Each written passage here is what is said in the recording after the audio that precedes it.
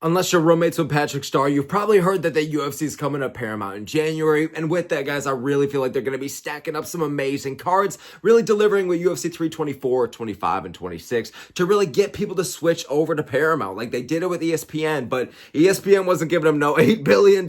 So even though I can rely on the fact that we're probably going to get some stacked pay-per-views to kick that off, today we're stepping to the war room anyways and doing a little bit of matchmaking for some matchups that I feel like we can expect that are realistic enough, but also good enough to feed generations and get everyone to switch over to Paramount, okay? Starting off with the first one here for UFC 324. I'm going to be giving y'all 5 main card matchups and a feature prelim here. I think the prelim should be Patricio Pitbull taking on Nathaniel Wood. Now, if you want to do something crafty, like a Sam Patterson versus Islam Duotov, like let's just build up prospect versus prospect while all the eyes are on them. They don't need rankings. It's just going to be a banger. You could do a matchup like that. That's what I was going to do, but I remember that these guys are calling each other out, and when fighters like this are calling each other out and the matchup really makes sense and it's a solid enough fight, like I'm down for it. Like I'm not too invested in Patricio Pitbull. 90% of y'all probably aren't either, but at this point he's a big enough name, a solid enough name to where like I guess you could put him on the pay-per-view. He don't gotta fight no Lasine Kita. Nathaniel Wood is a genuinely good prospect. He's beating like Morgan Charrier, Jose Delgado, close call, my brother. But regardless, Andre Philly, Charles Jourdain, like all these solid guys lingering outside the ranking. So Wood, I think it's fair to give him a shot inside of it. Pitbull isn't like that big enough draw to really like put him on a main card for such a stacked pay-per-view like this, but he has the ranking next to him. It'll appeal to the hardcores, and he's willing to fight anybody, it seems like. Like, I don't think he's getting the crazy big matchups that he thought he would. Okay, yeah, Dana White was telling me get the top 5, but he's really getting these unranked guys. And after Wood's most recent win, he called him out anyways. He wanted it for March, wanted it in his hometown crowd, but Pitbull said that's too late. I think that's fair to say. He wants to get after it and get active, so he wants anything. He's chomping at the bit, so he wanted January. That's why I got it on here for January, okay? Moving on to what's going to be the kind of the big fight to open up the main card here. I think you should do Yair Rodriguez versus Arnold Allen. Dude, I've been talking about this fight for what feels like forever. I've been trying to book this fight for literally the past year or two, but it somehow hasn't happened because Arnold Allen, he deals with the hand injuries all the time here. He's like the little Dan Hooker. And then Yair Rodriguez, man, he just hasn't fought in so long. I believe it was already last April, and it's gonna stay that way, okay? Like originally I was gonna have Yair fighting in March, but I'm asking something out of him. I'm asking for a crazy 9-month turnaround. I know that might be unrealistic for Yair, who fights once a goddamn year if you're lucky, but it is what it is, man. I would love this fight. It makes perfect sense in terms of the rankings, and Yair coming off of a win, but it's not exactly the greatest opponent, and Allen coming off of a win as well, but not exactly the greatest opponent. So I say let's run it. Both these guys have been inactive. Yair, personal choice. He could have had the Diego fight and he bitched out, but Allen, it's just dealing with injuries. So I still think that both these guys deserve at least some big name, but it's hard because they're not exactly in the mix with the Murphys, the Evloevs, the Sterling. So they're in a bit of their own bubble right now. So I say just book them against each other. Like I feel like it's a striker versus striker. Yair, you could argue, is much more dynamic, has the better kicking game, more weapons to get it done. But Allen, man, he's just simple, sweet, entertaining as hell to watch. And I feel like that he would march forward and put a pretty heavy pace on Yair. I'm not sure he could handle. So I don't know who would win this one, but I feel like it's a great striker versus striker matchup here to where I love it, man. Moving on up next here, I had to pay some respect to the flyweights. Had to give them some attention on a big card like this, okay? And I think this is a banger. It's a striker versus striker, but both these guys can mix it up. It's Steve Erceg, who's always got something stuck in his mouth. I simply believe I'm the best champion in the UFC. I simply believe I got robbed against Pantoja, and I'm very happy to be here. Taking on Charles Johnson. He's a great guy. Charles Johnson is his opponent, man. And I love this fight, dude. Charles Johnson's one of the most under the radar, underrated, I guess I should say, fighters in the UFC as a whole, pound for pound. And Steve Erceg, it got scary taking on the fucking flyweight version of his Ryan Spann test. But he proved ultimately that he overcame that. He is not the flyweight Dominic Reyes like we thought he could have been. So love that Erceg's coming off of a win. It got scary for him going against Osborne, but regardless, he's still ranked in that top 10, top 11. He still has that name value and buzz. Now he's already fought Pantoja and Cara France and Moreno. So now at least he's coming off a win. And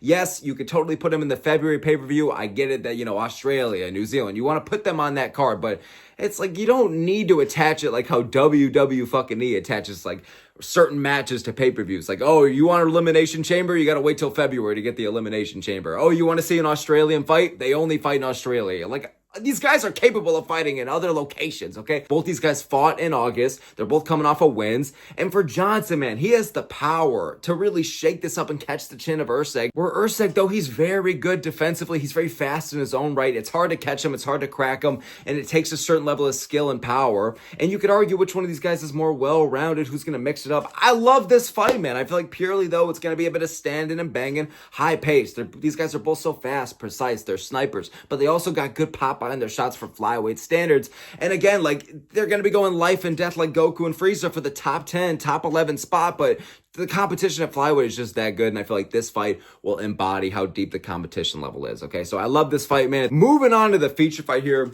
and this is where we get a bit risky. This is one of the fights that I cannot guarantee this is going to happen. It would take a lot of strings to be pulled. It would take the millions and millions of goddamn dollars here, okay? Usman versus Rakhmonov, okay? Very high stakes welterweight matchup. Usman, he's made it very clear he doesn't want to fight again unless it's a title shot. Rakhmonov, he's made it very clear he hasn't fought in all of 2025, and he's going to continue through with that. He wants to fight January or February. February is going to take place in Perth, Australia. It's hard enough to get Shavkat in the cage. I don't think he's going to fly out to Australia. So January, let's get him back in there as quickly as possible. If it's not Usman, I hope it's just somebody notable. But dude, a lot of people right now in the welterweight rankings, besides a Joaquin Buckley up there, are all booked. They're all practically fighting at the UFC 322 card. So we really got to see how that goes. That's going to be a great night for the division. And then Bilal and Gary fight the week after. So it's tough for Rakhmonov. Like, whoever is going to be fighting him besides Usman or Buckley would have to do like a 1 or 2 month turnaround. You know what I'm saying? So that's not really going to be the most ideal thing for Rakhmonov in terms of like guaranteeing a fight. So who's open? Who's available? If it's not going to be Buckley, yes, let's do Usman, man. He needs one more to get me genuinely excited for him versus Makhachev, him versus JDM. You know what I'm saying? Like,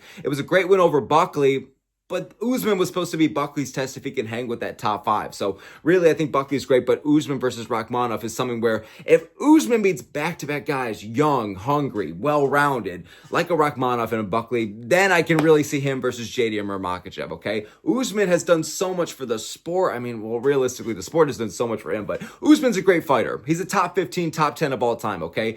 But I just think it's hard to really just, we're just going to give him a title shot because of all that. The division is so deep and so active, and there's so many contenders to where I don't know if Usman has that right anymore. So I think the timeline makes sense. Usman hasn't fought in 6 months. January's perfect. Big pay-per-view spot as well, okay? You can even make this the co-main if you want. And Shavkat, the January timeline works out anyways, to where number 3 versus number 5. I don't know who would win this one, but I'm very curious of the outcome. I think it'd be a barn burner. These guys were in the talks of fighting anyways, like December of 24, I believe it was, December of 23, whatever it was. So I'm down to run this fight, okay? Might be tough to get it together, but I would love to see it, okay? Moving on to the co-main event. Okay, something where we're actually going to be cooking up a card here to where we don't have to talk about Topuria in 324. What's going to happen with Topuria? There is more to this card, okay? I think Sean O'Malley is trying to come back in January. Let's give him an opponent who's still going to present problems to him, but it's also a notable enough name. We don't have to shoot down to like Sean O'Malley versus Montel Jackson, folks. It's going to be the banger of the year. We don't need that. Sean O'Malley versus Song Yadong, I think, is a perfect co-main. Make it 5 rounds. Make it fucking 5 rounds. That's fine as well.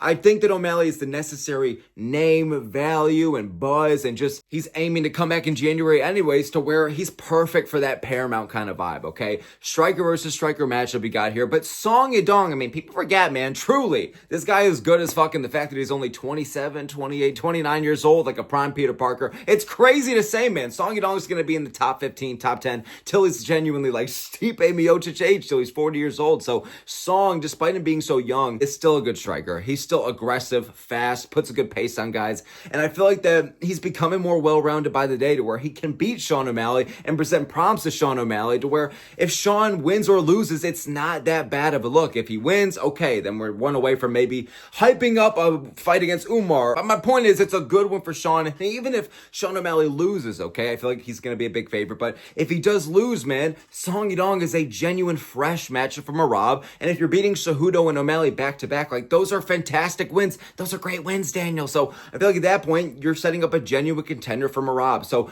regardless, it's a win-win. Either O'Malley ends up back in the win column over a genuinely really good opponent who can definitely get it done, or Song Yadong pulls off some kind of upset and is able to become a genuine threat to Merab. Okay, we'll see it. I think in terms of the actual fight, it's going to be high-paced, striker versus striker. Very fun matchup. It appeals to the hardcores and the casuals, okay? Love it as a co-main event. And moving on up next now to the main event for this one. And I mean, obviously, a lot of people are associating Ilia Topuria with this card, and with good reason, man. He's one of the UFC's biggest stars that they got right now, and the lightweight division is one of the biggest divisions, but it's lacking that big contender up top. So I think that Tsarukyan versus Hooker, the winner, that should get a title shot, but as much as I would like to think that they could do a 2-month turnaround, 1.5-month turnaround, whatever it is, I can't guarantee that. I feel like the winner of that fight is more likely to face the lightweight champion International Fight Week or at the White House, like sometime in the summer. I feel like that's what's going to end up happening. So at the end of the goddamn day, we're stuck between a really bad choose your own adventure game. It's one side, Paddy Pimblett. On the other side, it's Justin Gaethje.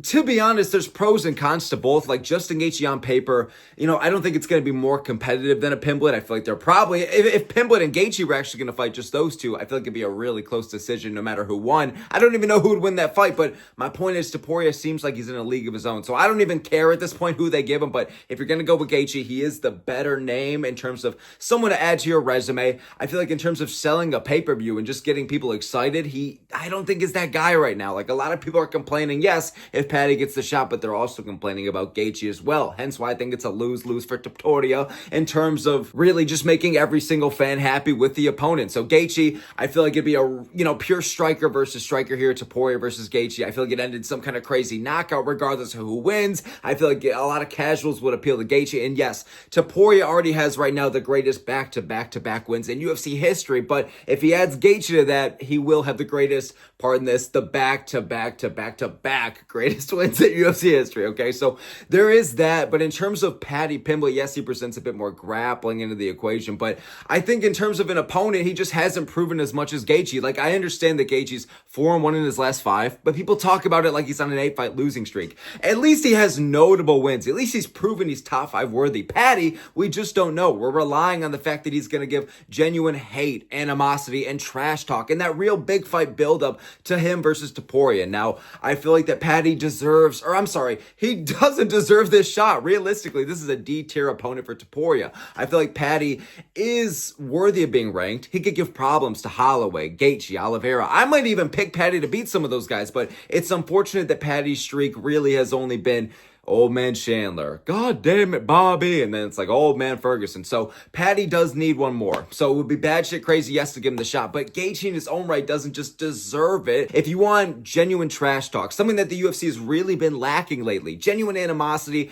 really like two guys that are worthy of having those face-to-face interviews, like, yeah, man, Topuria and Paddy, they'd give him the world tour, they'd give him all that, and that could be the appeals of that fight. It would have a big fight feel to it, but Paddy just isn't the deserving contender. He hasn't really proven much to where Gaethje has. So at the end of the day, whichever one you want to choose, go ahead, feel free. I'd probably lean towards Paddy just for the hype of it, but Gaethje is the more deserving contender, and it is a sport at the end of the day. But also, this guy was threatening to retire if he didn't get the shot. So they're kind of rewarding bad behavior if they do give Gaethje the shot. So I don't even know. They're going to choose merit or streak or hype. I don't know here, but maybe leaning towards Paddy with this one just because, you know what? I miss the trash talk. I miss the face-to-paint intro. I miss that kind of buzz in the air sometimes. So I'm down to see Topuria versus Paddy. At this point, just fuck it. All right, at this point, fuck it, man. Moving on up next to UFC 325 taking place in February. There's rumors that it's going down February 1st in Perth, Australia. So I'm going to be basing this card around the Australian pay-per-view kind of vibe. A lot of Aussies on here, and they have been going back here the past couple of years. So it does make sense. And then also for this one in the next pay-per-view specifically, I'm going to be starting with the main event now. I'm working down to the feature prelim, okay? So the main event, originally, dude, I would have loved to see Pereira versus Aspinall, okay?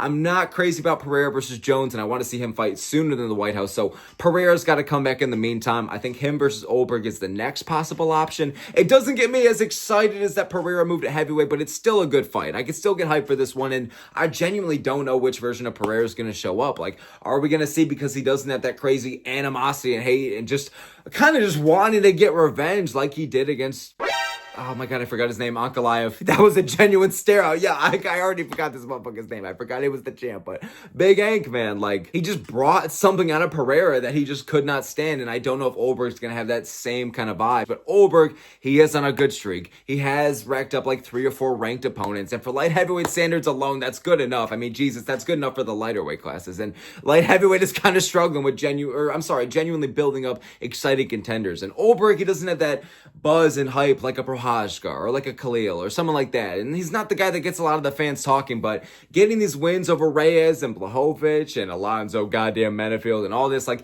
you gotta rate it. Volkan Ozdemir as well. And also there's the storyline here where Olberg is one of Izzy's main training partners, and he wants to get that one back for Adesanya. You know what I'm saying? Like, Adesanya went 1-3, so Olberg maybe can go 1-0 against Pereira. Like, who the hell knows? But there is that bit of storyline there. Not the first fight you would think of or want, but it's still a good fight. It's still a good scrap, and Olberg is deserving, okay? And he is representing Australia here, so the crowd could get excited for it, and I'm sure they would love to have a Pereira main event, okay? Moving on up next to the co-main here, I mean, Volkanovski. Volkanovski needs his retirement fight. The tricky part here is, like the Topuria fight, like, I don't know who to give this guy in terms of a clear contender. It's a bit of a logjam and just a mess up top. So, Evloev, he was the deserving contender, but dude, it's been so long to where I can't even justify it anymore. Like, yes, I have him on here. Yes, I wouldn't be mad if he does get the title shot. I think he still has that #1 ranking next to him. He still is deserving. He still is beating a lot of guys in the rankings, but he did not fight all of 2025. That would kind of be like actually giving Shavkat that title shot if he didn't end up fighting all of 2024 or 5 or whatever it was. Like, that's if we just gave him the title shot anyway. So I don't know if it just depends on the state of the division or what's going on, but I think Evloev kind of lost that magnet that was sticking him to the title shot before. You know what I mean? Like, now you have Murphy. Now you have Sterling. There is the storyline to where, oh, Volkanovski, he's 0-2 against these undefeated daggies like the Makhachev. So can he bounce back and actually get this win against Evloev, who isn't Makhachev level as far as we know, but there's still those similarities. It's still that Russia versus Australia. Volk's in his backyard. He can actually get this one back. So there's the storyline there, and Evloev's the #1 ranked guy. And he did deserve it this year, so I get it, but not fighting at all in 2025 and then getting a title shot in 2026 just seems kind of crazy if you're not like a big superstar or someone who's just undeniable. You know what I'm saying? So I'd be fine if Evloev gets a shot, but we're getting to the point to where we might have missed the window. And I put Sterling on here because, listen, I would be okay with Lerone Murphy to get a title shot, but I feel like he's missing that top 5 name. And for Lopez, again, I don't think we could justify that yet right now. So I feel like that with Sterling, it would be a big enough name for it's like, oh, if you saw Volk versus Sterling co-headlining a pay-per-view, like, that's a pretty big fight. Sterling, I get it, like, getting a title shot off of, like, who did he beat? Like, Calvin Kattar, and then he went to a split decision with Movsar Evloev. I thought he won that fight, but then he beats Brian Ortega. Like, it's nothing too crazy, but it's good enough to where Sterling, he's ranked in the top 5. He's a notable enough name. He's a former champion, 2-1 at featherweight. Let's do him versus Volk. I'm calling him Volk, like he's all bulked up already with that retirement weight. But you know what I'm saying? Like, Evloev, yes, has the ranking next to him, and yes, is the more new matchup with kind of a different storyline, but Sterling is the former champion, used to train with Volkanovski. Like, he's been at the top, and it has that kind of big fight feel to it. It's not the most exciting or the second most exciting. I dare say even third, but it's still a great fight. So I'm down for Volk versus Evloev or Sterling here, okay? It's crazy. Evloev versus Sterling was supposed to be the #1 contendership fight, but like, these guys really haven't fought much since then. You know what I'm saying? So it's unfortunate, but it is what it is. Moving on up next now to the feature fight. And I don't know about y'all, but I love having #1 contendership fights. It's the same card as the title fight, the same division. You know what I'm talking about? So Prohajka versus Ankalaev. 2 big names, one of the biggest baby faces in the sport versus one of the biggest accidental heels in the sport. I love it, man. Prohajka, too, he has genuine animosity and genuine dislike towards Ank. I love it. Our literal chromosome lacking one punch man with a full-on college degree now. I'm rooting for this guy to get his way to the title shot. I would love to see him versus Pereira, him versus somebody up top, but it has to have that proper hype to it. Like, yes, beating Khalil, crazy fight is insane. And yes, beating Jamal Hill in a crazy fight is also, you love to see it. A crazy comeback KO, crazy war, but Prohajka to justify fighting Pereira a 3rd time, or especially after he moves to heavyweight or before, whatever, he really needs to have like a solid last name on that win streak, okay? Like everyone loves Prochazka, me included, but this is a fight that truly makes sense. They're both ranked number 1 and number 2. It's as high stakes as it gets for the division, besides actually having a belt on the line. And again, 2 big names to where you can recognize it as a casual or hardcore. You can expect a really fun fight because Ankalaev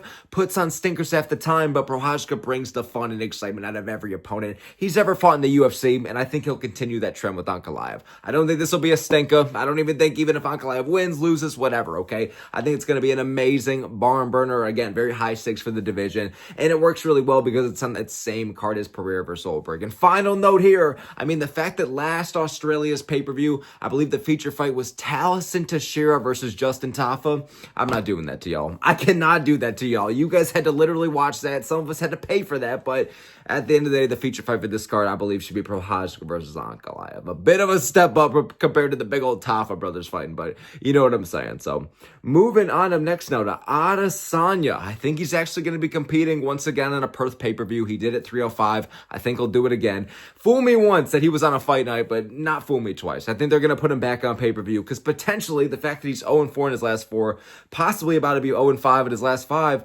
I think it reeks of retirement vibe for Adesanya. Adesanya versus Baralho, I think, is the fight that should be made. In a perfect world, in the world that honestly I'm like the true matchmaker to where I can pull the strings and everything is realistic enough to where we just get great fights for the fuck of it, I would do Adesanya versus Michael Venom Page. Purely for the amount of beautiful, swift, precise kickboxing exchanges that we would see on the feet. I doubt it would end in some kind of finish, but the fact that both these guys are such veterans of the sport, the fact that they would just go toe-to-toe on the feet, the fact that against most opponents, they're the ones that are piecing each other up. I would love to see how those two styles clash, but Adesanya and MVP, they're best buds. They're going like this with each other back to back, like it's a fucking Seinfeld poster and all that. Adesanya, he doesn't want to fight his homies. Adesanya, he doesn't want to fight Michael Venom Page. So I don't think I can make that fight happen. I wish I could, but Adesanya versus Baralho is like the next best thing. But Baralho, Adesanya's like, I'm pretty sure I fought this guy before, bro. Getting a bit of Paulo Costa vibes based on the look, but I think this matchup, it's tough for Adesanya. So I'm worried that he might not take it, but he's working with David Goggins. He's putting his head down and working in the lab and listening to Joe Rogan on repeat, okay? He's got the Rock's theme song as his fucking alarm clock. Adesanya's dialed in. I'm sure he's going to get some big opponent next. If it's not going to be a Paulo Costa rematch, if it's not going to be a Sean Strickland rematch, some big rematch in his future, and it is going to be a fresh name, I don't think it's going to be a Brendan Allen or a Fluffy Hernandez, someone who's just a pure grappler. I think Baralho, at least, is going to want to stand and bang for the most part. Baralho can mix it up for sure. Baralho's got that grappling advantage, but at the same time, was pretty unsuccessful with his takedowns against Cannonier and against Imavov in his last outing. So I think it'll be a nice fight for Adesanya, but also worrying at the same time because Baralho is just so much younger, more in his prime, and he's making it get close. He's making it very close in the numbers against Imavov, and Imavov fucking knocked out Adesanya in the second round. So we don't know how Adesanya's going to hold up. His takedown defense and his striking in general looked good against Imavov as long as it lasted, but he got knocked out at the end of the day. And in his past few fights, man, he's getting knocked out, submitted, losing by decision. So he just needs a win. I don't know if Baralho's going to be the guy to really give it to him. I think Baralho's just so well-rounded and, again, in his prime, so it'll be a tough fight, but this has that big fight feel. They're ranked right next to each other in the rankings as well. And for the fuck of it, in terms of just a stylistic matchup, and on top of that, it makes sense in the rankings, it is a fun fight. You know what I mean? So fighting nerd versus city kickboxing, I love it, okay? So moving on to what should open up the main card here, and you're looking at the fights on your screen so far, and they're pretty stacked. So I cannot give, I'm assuming, another top 10, top 5 kind of matchup here. So I don't even think this card needs that. I think this alone is enough to purely sell it and make it that big fight feel, big card feel. So we're going to put a bit of a prospect on here on the rise. Killian Salkeld from Australia, riding a lot of hype after that crazy head kick KO he got in his last outing. Put him on here against Alexander Hernandez. I say that with a question mark because I know a lot of people are saying, do Salkeld somebody in the rankings. Give him a Renato Moicano. Give him a BSD. Give him a Mauricio Rufy. These are, for the most part, fantastic matchups, okay? I'm not going to lie. But Salkeld, in my opinion, like, there's so many guys that are going flesh and bone. They're chomping at the bit just to get an opportunity to be one away from the rankings, okay? Like, look at Rebecki versus Klein. How are neither of those guys not ranked? And that's just one example. We have Ziam versus Sadikov coming up in December. Like, how are those guys not ranked? Like, Grant Dawson is once again fighting down, and he's ranked. So for as much as I like Killian Salkild, like, he basically is me. I'm like the Ben Askren and Killian Salkild, like, forbidden love child, bro. Unfortunately, but fortunately. But for Salkild, I like the guy a lot. Like, I think he's well-rounded. I think I was really surprised that he had the finishing ability to just take out Hackbross like that. So I think we should give this guy a big matchup, but I just think a guy like Moicano, for example, would just be too much too soon. Like, I might pick Salkild to beat him. I don't mean in terms of, like, if Salkild can get past him or not, but he has only had, like, 3 fights in the UFC, and lightweight is so stacked. So my whole point is there's so many prospects in a very similar position to Salkild where they deserve one more. And dude, Hernandez is that example as well. Like, Hernandez just beat Diego Ferreira and Chase Hooper back-to-back. Great knockouts. Like, Hernandez is one away from a spot in the rankings. You know what I mean? He's a good example of that. I feel like Salkild's going to have that grappling advantage, but Hernandez might have just the raw power advantage. And he's been around the UFC for a while. He's having a bit of a Charles Oliveira comeback arc. All he needs is his kid's tattooed on his goddamn chest and to go Super Saiyan blonde, okay? But if Hernandez wins this one as well, man, give him someone in the rankings. I would love this fight. I think it would be a barn burner. You can totally invest in both guys, okay? Moving on now to the feature prelim. Da-dum, da-dum, da-dum. Do you guys hear them? Da-dum, da-dum. You guys hear that? Da-dum. I can fucking hear this big blob bursting through my goddamn door. It's Tai Tuivasa versus Mario Pinto. If you literally combine these two in a goddamn fusion dance, it would simply be bigger than the earth itself. They would have nowhere to put their goddamn feet down, okay? Tai Tuivasa versus Mario Pinto. I genuinely was going to have another matchup. I was going to have like Jonathan Mikhailov or something like that, like for this feature prelim, but I forgot that Tai Tuivasa is on the roster. I forgot that Tai Tuivasa is supposed to come back, and I forgot that he's ranked. So if he's still ranked, and we got to give him somebody, I don't want to give him Taliesin Teixeira. Teixeira's already ranked. I need to get rid of Tuivasa from the heavyweight rankings. Not that Tuivasa isn't capable of getting a win, getting some knockout win over a Mario Pinto, over somebody. Like, people forget, man, but Tuivasa knocked out Derek Lewis. Derek Lewis knocked out Teixeira. It's a never-ending cycle because then people would say that Teixeira could knock out Tuivasa. So you never know, but Mario Pinto, good prospect. The guy that speaks English but doesn't speak English, you don't know, but coming off a really good win over Jahan and Denise, man, really impressed us. Was a stinker in the build-up, but overall was just so dominant, and he got that finish to where, let's give him someone in the rankings. He's undefeated, one of these more athletic heavyweights, and Tuivasa just didn't fight all of 2025. It's not like we needed him to. He's like one of these guys, like really pound for pound any weight class. How is this guy above all? Kobe Covington's and all that included. How is this guy still ranked? So Mario Pinto could be the changing of the guard, and Tuivasa's going to be on the card regardless. I forgot about it, so let's give him the feature prelim spot, okay, against Mario Pinto. So for UFC 325, I got Pereira versus Olberg as the main, Volk versus either Evloev or Sterling as the co-main, Prochazka versus Big Enk as the feature fight, Adesanya versus Barao on here, Salkild versus Hernandez, and Tuivasa versus Pinto as the feature prelim, okay? Moving on now to the March pay-per-view. I don't know if this is going to take place in Vegas, Miami, whatever the hell, okay? But probably somewhere in the U.S., but March pay-per-view's main event. What do I think it should be? Listen, in my opinion, I think if you were going to do absolutely anything with Aspinall versus Gane, the rematch, I think you should have made that the main event of the December pay-per-view, because I think the longer you go without this fight taking place, the more of it is of a problem for Tom Aspinall's image. His stock kind of goes down. I will say this, though. The rematch is infinitely more interesting than the initial fight was going to be. So I do think that this is going to be a bigger fight. I'm certainly more excited and interested in the rematch. I think there's more outcomes in my head of how it'll play out now. I think for a lot of other people as well. So the rematch will do wonders. Heavyweight's pretty dead anyway, so it's not technically a rush.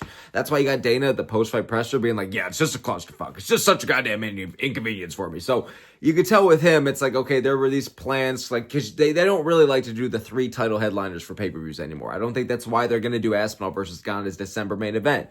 They're not going to have him as the January comeback pay-per-view. It seems like that's reserved for Taporia. They're not going to do this in fucking Australia. So March, maybe it'll even be in England or something like that. Maybe it'll be in the UK for something like that. But for Aspinall versus Gane 2, it seems like March is the earliest time we're going to get it. And that's 5 months from now. So it's such a shame that Aspinall continues to be one of the unluckiest fighters in UFC history. If he beat Gane, I feel like March would have been a perfect comeback time for him versus Volkov, the rematch. But it is what it is. I think that this is the soonest time to do it. So unfortunately, let's do Aspinall versus Gane 2. Not unfortunately, because I do like the fight. I like the rematch. But dude, it's just unfortunately we have to wait so long for it. Like, this is the next potential opening. They don't like to have heavyweights as the co-main event, unfortunately. So we're going to have to wait till March. God damn it, dude. Fuck. Moving on now to the co-main event here, I think you should do Max Holloway versus Charles Oliveira, the rematch, okay? This is a BMF title where it could headline its own pay-per-view, but I'd prefer not. I think a lot of people would prefer not as well, man. Like, I'm at this point now where I don't even mind the BMF title, but I do mind if you're going to make a whole pay-per-view for it, if you're going to base the whole pay-per-view around it, and even then just not stack it. Like, look at 318. It wasn't a terrible pay-per-view, but it wasn't good either, and it was all headlined by a BMF title to where it's like, all right, man, like, they just could have done better with that. So I think as a co-main event spot, it will perfectly fill its role. This is technically a rematch as well, but it's really not. Like, these guys really didn't even fight the first time. I forgot what injury Oliveira suffered. Was it a lung injury or something? I'm going to sound like such a casual, but Oliveira, the point is it might have been his esophagus. He wasn't able to continue or really even start the fight. So Holloway versus Oliveira. Holloway called for it. Oliveira accepted it. And before I would have said that Holloway would be a big favorite, Oliveira's kind of lacking that buzz and momentum coming right off a Topuria KO. But his quick turnaround against Gamrot that everyone thought he was going crazy over really ended up playing into his favor because he's coming off a great win over a great opponent in Mateusz Gamrot. A locked in, dialed in, damn near 100% Mateusz Gamrot. I know we took it on 2 weeks' notice, but that was a Gamrot that would have been willing to die in the cage for the opportunity, okay? So regardless, I think Oliveira's back. He looked like he was in his goddamn prime. He practically is still, he's 35, 36 years old. We're getting about as close to what we can get as a prime versus prime as we can for Oliveira versus Holloway without each of them individually like holding a title. You know what I'm saying? So I love it. I think it'd be a great scrap. There's lore here, and both these guys not only are worthy of BMF title status, not only are they the two baddest motherfuckers for goddamn lightweight damn near, but on top of that, the casuals and the hardcores can both invest in it equally. Like, they're two huge names for the sport that everybody goddamn knows. So it would have that big buzz to it. If Aspinall versus Gane, the rematch, couldn't sell the pay-per-view on its own, you have this as the safety net to really bring in a lot of the numbers, okay?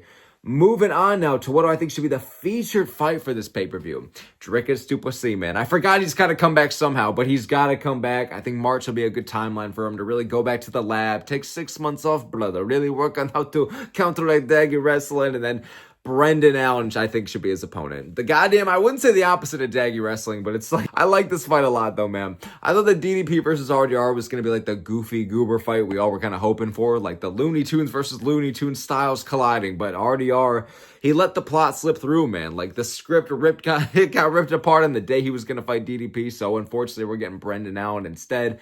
I like this fight, though. I do like this fight. I think RDR just versus DDP just had that kind of build up to where, oh, these guys kind of relate to each other in terms of their career buildups. But for Brendan Allen versus DDP, man, like, these guys both slipped on wet floor signs to get where they are. And Brendan Allen coming off a great win over RDR and Marvin Vittori, I think that both these guys could bring the dogfight out of each other to where DDP can bring it on the feet, he could bring it on the ground, he can go 5 rounds, 1 round, to where Brendan Allen, he's pretty hard to beat in all regards. Like, you can outstrike him, you can outgrapple him, but for the most part, it's his low fight IQ and his poor decision-making at times that puts him in these bad positions or what makes him lose rounds. Like, on paper, Brendan Allen is giving a lot of problems to these Fluffy Hernandezes and these Nazarene Imamovs. They're pretty close decisions, so you got to question, like, is Brendan Allen really as bad as people were talking about? So, me included, I was clowning him before the RDR fight, but truly, Brendan Allen is kind of on a bit of a streak. He's in the top 5 now, so I think if DDP's going to fight someone in the top 5 that he hasn't already fought, and it's kind of a new name and a new challenge to where it's like, okay, Brendan Allen could test him in the grappling. I know he's not the grappler that Chimaev is, but can he still test him in that regard? Because DDP had nothing for Chimaev, but I would say DDP is just a better, more well-rounded fighter than Allen, but we're going to have to see how he does bouncing off a loss and how he is without the title on his shoulders anymore. Sad to say, but it is what it is. So, love this fight. Perfect comeback for DDP here, and I feel like if Allen beats DDP, you can kind of hype up him versus Khamzat Chimaev here, man. So, I'm down for this fight, and I'm so sick of saying DDP again, dude. Like, my mouth is literally getting tongue-tied and sick just saying all the initials back-to-back, dude. God damn it.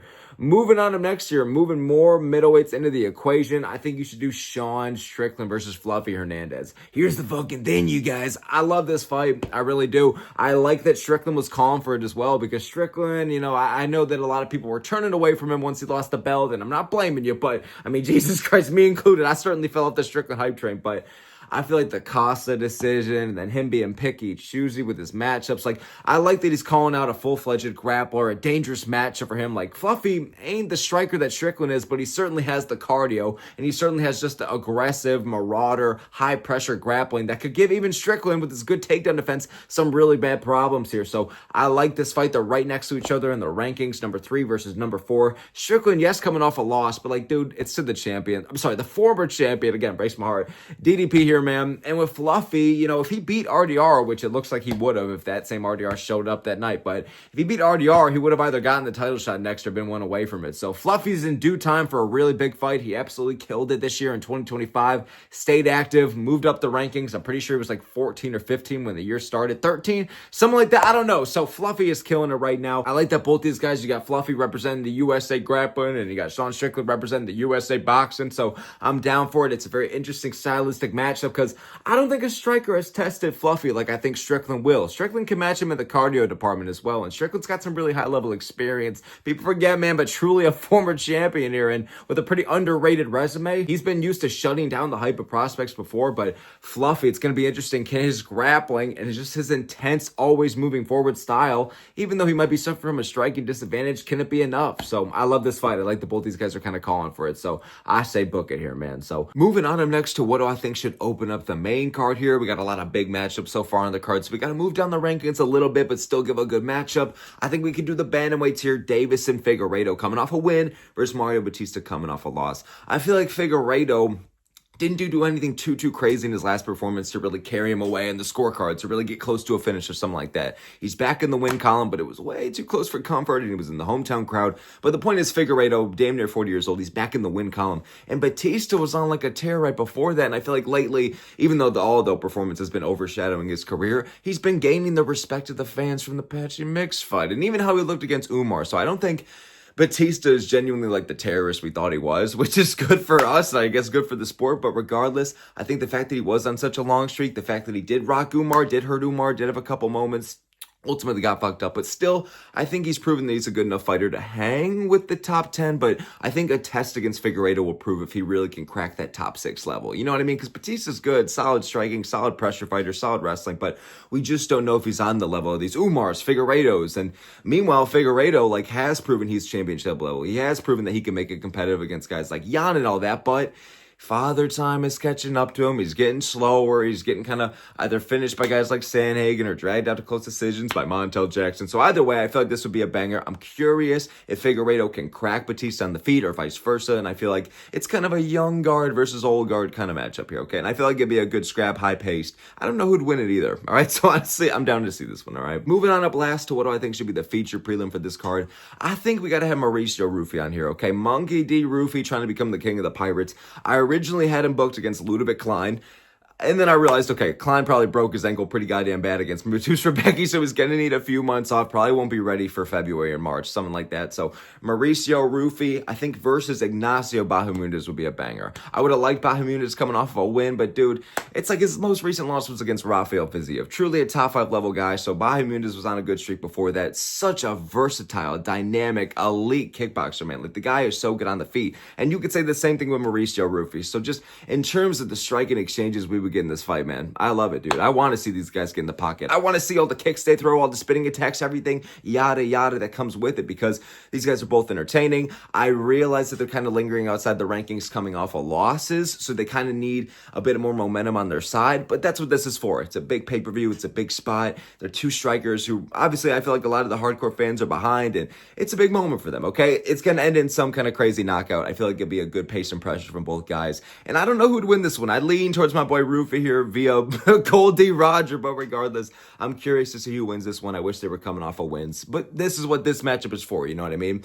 I know some people are talking about Rufy versus Salkiel. That's a banger matchup, and again, I wanted to see Rufy versus Klein, but can't really do that, so I think this is that nice in-between, okay? So I love this matchup a lot. Not sure who gets the win, but that's going to be it for this video here, man. Hope you guys enjoyed these cards. What do you think of my matchups? Where do you think I did the best? Where do you think I did the worst here? Was I realistic enough? Too dreamlike, not dreamlike enough? I don't know, whatever the hell, but What do you guys think? Let me know in the comments below. And as usual, guys, thank you so very much for making this far in the video. I really appreciate it. Give me your time and attention. Thank you guys so much. So let me know what you think in the comments below. Have a good time watching whatever card is going down this weekend. I think it's another we got the first of the 2 back-to-back Apex garbage cards.